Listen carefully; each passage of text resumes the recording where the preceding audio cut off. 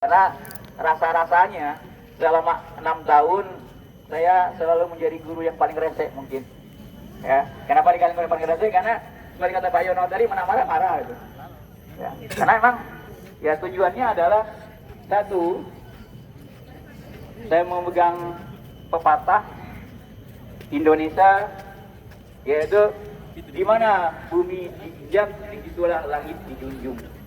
Ya. Nah, kemudian yang kedua yang biasa dipakai, dan saya katakan juga ke siswa tadi yang dikatakan oleh Akram, walaupun terbata-bata dan bolak-balik Akram ya. Dan ini memang selalu saya sampaikan kepada siswa, yaitu not the gun behind the man but the man behind the gun. Ya. Yang maknanya adalah bukan senjata yang menentukan kita, tapi kita yang menentukan senjata. Maksud lebih dalamnya adalah bahwa tidak penting itu alat itu. Ya, tidak penting itu alat. Yang terpenting adalah siapa yang mengoperasikan alat itu. Ya.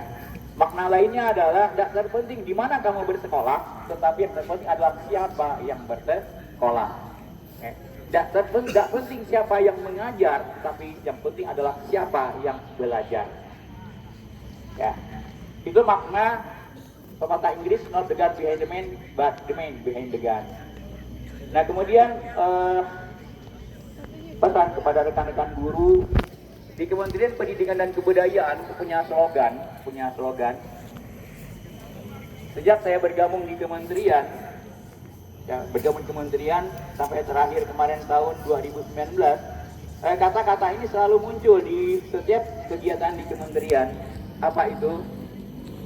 Sederhana kalimatnya, rela berbagi, ikhlas memberi. Rela berbagi, ikhlas memberi. Dan ini menjadi motivasi juga bagi saya. Setiap saya melakukan sesuatu, ya, itu selalu terngiang-ngiang. Ya, rela berbagi, ikhlas memberi. Jadi artinya apa yang kita sampaikan, kita tidak mengharapkan apa-apa, tapi keikhlasan dan rela itu yang terpenting. Nah, ini maknanya kalau lebih dalam lagi, kalau ini kita pegang, maka tidak akan menjadi beban berat pada waktu kita melangkah masuk ke kelas, dan akan menjadi berat pada waktu kita keluar dari kelas. Karena tadi rela berbagi, ikhlas memberi. Nah, kemudian mudah-mudahan apa yang saya sampaikan, apa yang saya berikan, mudah-mudahan jika banyak salahnya, mohon maaf yang sebesar-besarnya, mohon dimaafkan, karena tanpa maaf dari Bapak Ibu guru dan kepala sekolah, maka insya Allah langkah saya nanti pada waktu di akhir itu pasti akan terhambat. Itu untuk Bapak Ibu kepala sekolah. Kemudian untuk untuk siswa-siswa yang sudah pernah mengenyam ajaran dari Pak Har, Bapak belum menjadi guru yang terbaik.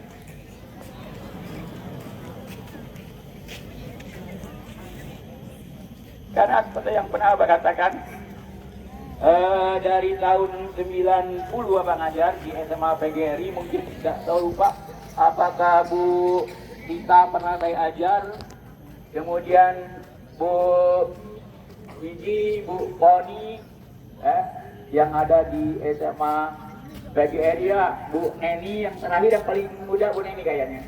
Ya. Dari 90 Abang ngajar, kemudian masuk di SMA 1 lebih pada tahun 92, karena kalau saya SMA 1 itu keluar masuk tuh.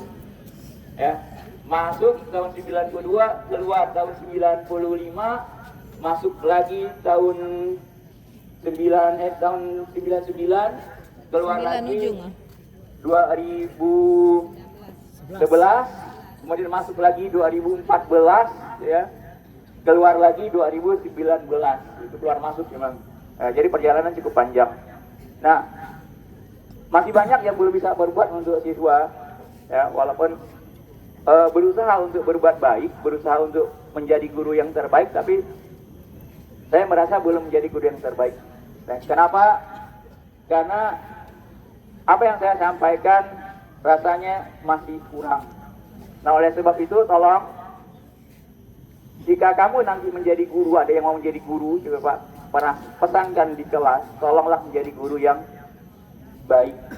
Ya, jadi ada guru yang baik. Bagaimana guru yang baik? Ya, guru yang baik adalah amanah terhadap tugasnya sebagai guru. Ya. Karena mengatakan ke kamu kemarin menceritakan bahwa Bapak jadi guru biologi ada gara-gara balas dendam. Ya, jadi gurunya balas dendam. Dan yang tanya, Pak, kamu jadi guru balas dendam? Ya, karena pada waktu Bapak belajar dulu rasanya belajarnya dia optimal, diajarnya dia optimal. Ya, diajarnya dia optimal. Walaupun ya beliau, saya paham, beliaunya sibuk mungkin dia optimal. Makanya saya berusaha sesibuk apapun akan mengoptimalkan mengajar. Ya. Nah, jadi itu pesannya. Kemudian mohon maaf juga tadi mungkin banyak kesalahan, ya, terutama yang pernah diajar untuk yang kelas 12, F1, F5, dan F7 yang diajar lebih kurang setahun 2 bulan setengah mungkin ya diajar. Begitu juga untuk kelas 11, F1, 2, dan 3 yang sempat diajar lebih kurang 2,5 bulan.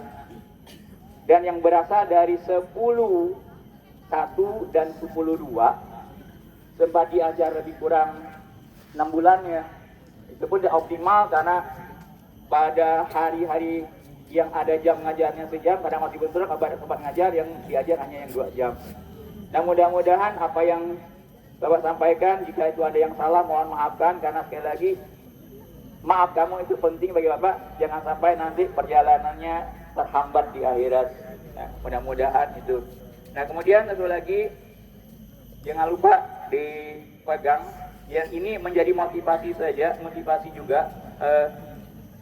Bapak baru teringat kemarin, kebetulan ada posting di Facebook, salah satu murid awal di SMP 2 Membalong.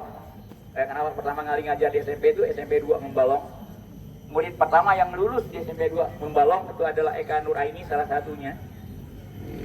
Sekarang dosen di AMB kalau tidak salah. Ya. Yang resminya murid SMP 2 Membalong.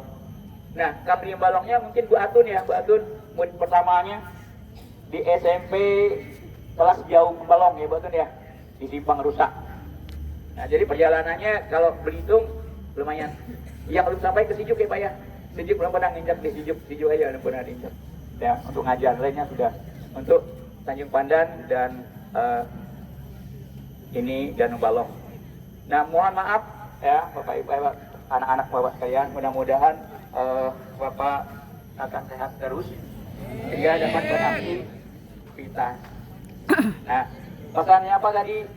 Ya, satu yang Bapak sampaikan juga pepatah dalam bahasa Inggris juga ini.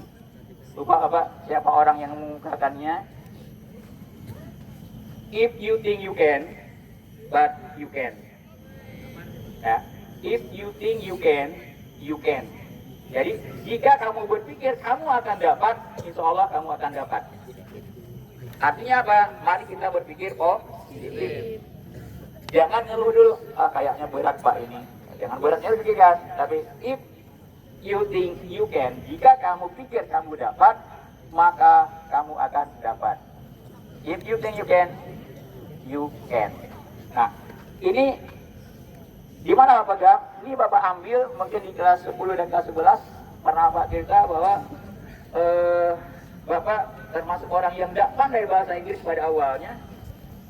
Di mana pada SMP dimarah-marah oleh guru SMP karena tidak pandai bahasa Inggris. Di kelas 1 ada ulangan semester pertama ada kalimat fill in yes or no. Ya, fill in yes or no. Nah, karena ada perkongkongan bahasa Inggris, tidak pandai bahasa Inggris tadi, apa yang dilakukan? Ya udah pilih sembarangan. Pilih yes, no, or. Yes or no, yes or no. Or-nya pun ikut dipilih. Padahal maksudnya adalah pilih yang kosong, beri tanda ya atau tidak. Ya, orang pilih or karena tidak tahu. Ya. Terus sama SMP tidak paham bahasa Inggris, tapi kemudian ada titik baliknya di SMA. Di SMA yang menginspirasi Bapak guru bahasa Inggris namanya Bu Asmarani. Apa yang terjadi dengan beliau? Beliau masuk 15 menit awal, di awal pertemuan awal, nyerocos dalam bahasa Inggris. Inggrisnya bukan Inggris Belitung, bukan Inggris Jawa, tapi Inggris British. Yang terkenal lebih rumit. spellingnya. Ya, 15 menit beliau berbicara bahasa Inggris, memperkenalkan diri dan seterusnya. Semua siswanya bengong. Ya, masuk Bapak. Tapi motivasinya apa? Motivasinya, masa beliau bisa, saya tidak. Nah akhirnya ikut-ikutan pandai bahasa Inggris. Karena motivasinya apa tadi? Harus bisa. Masa beliau bisa, saya tidak, kan ya? If you think you can, but you think. If you think you can, kan ya? Nah maka Bapak mencoba, karena kebetulan Bapak anak konglomerat, anak di bawah pulau Melarat, ya. Maka tidak bisa kursus secara tertulis, dasar kursus secara tatap muka. Di zaman apa kuliah, zaman apa SMA, kursus bahasa Inggris tatap muka itu lumayan besar. Bayarnya 5.000. Iya Pak, 5.000. Jadi 5.000 zaman itu gede itu. Dolar aja baru 1.250 dolar. Harga bensin 250 seliter. Ya, 250 rupiah seliter bensin. Dolar 1.250. Bayar kursus 5.000, berarti sekitar 4 dolar. Ya. Nah, maka tidak mampu maka 5.000, tapi gunakanlah yang lain. Bapak nyari kursus harus pindah, karena tujuannya harus bisa bahasa Aida Enggesker. Nah, dari mana dapat alamatnya? Kebetulan orang tua Bapak itu hobi baca. Bacaannya buku Intisari, mungkin sekarang tidak tahu masih ada enggak? Intisari itu majalah tebal-tebal gini itu bacaannya. Nah, di situ ada iklan. Kenapa harus dibaca juga? Iklan dari ID tadi. Nah, ikut kursus. Alhamdulillah 3 bulan sudah bisa konversasi sederhana. Dan di modul itu, kan kerjanya modul itu bisa motivasi tadi. If you, kalau ada salah, ya, untuk kelas 12 terutama yang ambil TKA biologi. Tolong pelajari lagi. Insya Allah kalau dari segi materi, Bapak sudah sampaikan semua, dari segi materi sudah sampai semua untuk materi TKA. Tinggal kamu ikut latihan-latihan aja. Mungkin pesan ke ada Bapak Ibu guru biologi yang baru.